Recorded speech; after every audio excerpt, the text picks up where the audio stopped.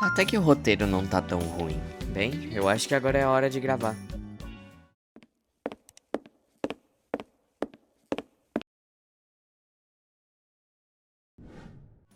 Sejam muito mais do que bem-vindos a mais um vídeo no canal. Como vocês viram no título, hoje eu vou falar um pouco sobre os meus cachorrinhos. Eles já viveram tantas aventuras que eu nem acho que todas vão aparecer aqui. Por isso, infelizmente, vamos ter uma parte 2.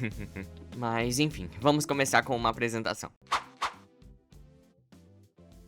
Comecemos pelo Lúcio. Ele é o mais velho. Ele tem um nome um tanto estranho, mas que carrega muita personalidade. Ele nasceu em julho de 2014, com uma corzinha meio cinza escuro. Mas depois de um tempo, quando envelheceu, ele começou a esbranquiçar. Como eu era muito novo na época, não me lembro de detalhes, mas sei que ele era um doguinho muito maluco. Com o passar do tempo, eu fui crescendo com ele, e foi uma experiência incrível. Eu e minha família corrimos atrás dele que nem malucos pelo quintal. E acredite, ele ficava morto de cansaço. Com o passar dos anos, a gente foi dando menos atenção pra ele porque a gente foi ficando mais ocupado. Por isso pensamos, por que não adotar uma companheirinha pra ele? E foi assim que adotamos a Luna. O ano era 2020, em março, e eu e minha família fomos para um lar de cachorros.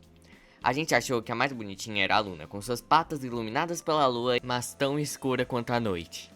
Arrumamos uma cestinha com uns panos pra deixá-la confortável. Não sabemos ao certo o dia em que ela nasceu, já que o abrigo não falou. Então consideramos a data de aniversário dela como o dia em que a buscamos. O nosso maior medo, com certeza, era do Lute acabar com ela, já que ele não era tão familiarizado com outros cachorros.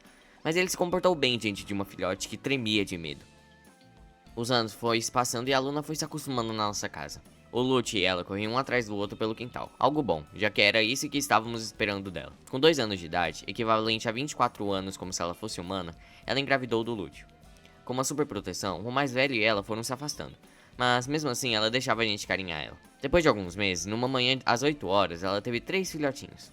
Bella, a mais velha, com uma cor mais amarelada. Thor, o irmão do meio, idêntico à mãe. Léo, o mais novo, mas também o maior dentre eles, que se parecia com a mãe, só que com pelos mais encaracolados como o do Lúcio. Dentre eles, escolhemos a fêmea, Bella, que tinha uma fofura inigualável. Enquanto os outros dois nós doamos, porque senão teríamos 5 cachorrinhos. E seria muito difícil de cuidar. Foi triste, mas sei que eles estão bem na família que os adotou.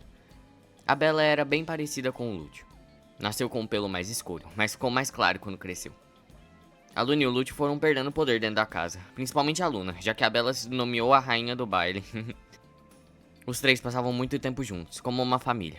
Claro, tinha briga de território, mas nada demais. Enfim, resolvemos castrar o Lute, que acabou virando uma bolota de tanto comer. Depois da família dos doguinhos ter sido unida, resolvemos nos mudar para um condomínio fechado, um planejamento que tínhamos há anos. Com isso, podíamos passear com os nossos cachorros por pistas de caminhadas, trilhas e campos abertos.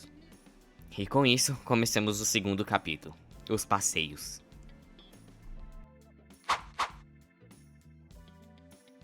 Enquanto mudávamos, fiquei pensando, será que nossos pets sairiam de casa se a porta estivesse aberta para eles fugirem? Era uma dúvida bem coerente, já que eles nunca tiveram um espaço tão grande, mas também perigoso por causa das cobras e carros. Por isso, decidimos testar. Começamos com o Lúcio, que não prestou muita atenção na porta, por isso não saiu de casa, nem fugiu como imaginamos. Com a Luna, as coisas foram bem diferentes. Fizemos um cercadinho de ferro que tínhamos e deixamos um espaço, para caso ela corresse, conseguimos pegar ela de novo mais facilmente. De repente, como um raio, ela saiu disparado pela fresta que deixamos, e olhou pra gente com uma cara de sapeca, achando que tudo aquilo era uma grande brincadeira. Enquanto nos aproximamos, ela saiu correndo pelas ruas. O Lúcio, na emoção, decidiu que iria com ela também, e eles dois começaram a correr por aí. Ainda bem que havíamos segurado a Bella, porque senão ela também teria corrido. Numa perseguição louca atrás dela e do Lúcio, finalmente pegamos eles. Voltamos para casa e percebemos que, se fôssemos passear, teria que ser na coleira, até eles pararem de fugir. E foi assim durante um bom tempo.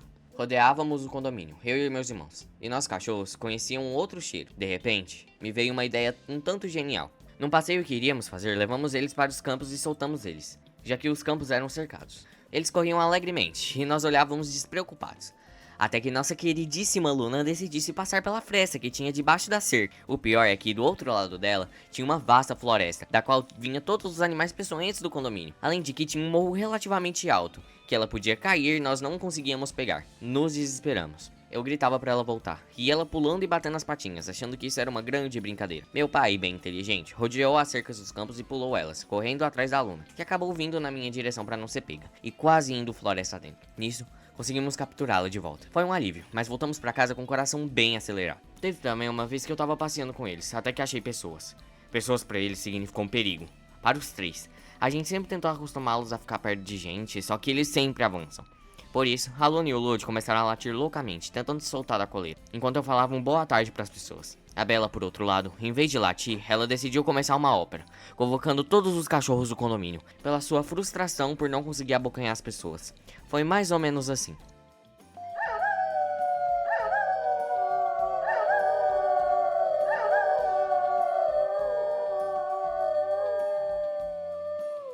Agora fugindo um pouco das ideias dos passeios, teve um dia que a gente deixou a porta aberta e o Lúcio tava caminhando pela casa. E acabamos fechando ele do lado de fora sem perceber.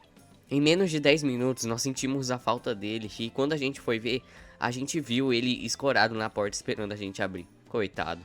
Como eu já acho que esse vídeo tá ficando muito longo, eu vou parar por hoje. Daqui um tempo eu vou postar a parte 2 com histórias muito mais malucas nos passeios. Mas antes eu queria falar algumas coisinhas sobre o Lúcio, porque ano passado ele acabou falecendo por causa da velhice. E foi algo bem triste, realmente triste, mas agora ele tá num lugar melhor, disso eu sei, e eu quero registrar todas as lembranças boas que eu tenho dele. Então, se preparem pra mais aventuras. Vejo vocês no próximo vídeo. Tchau, tchau!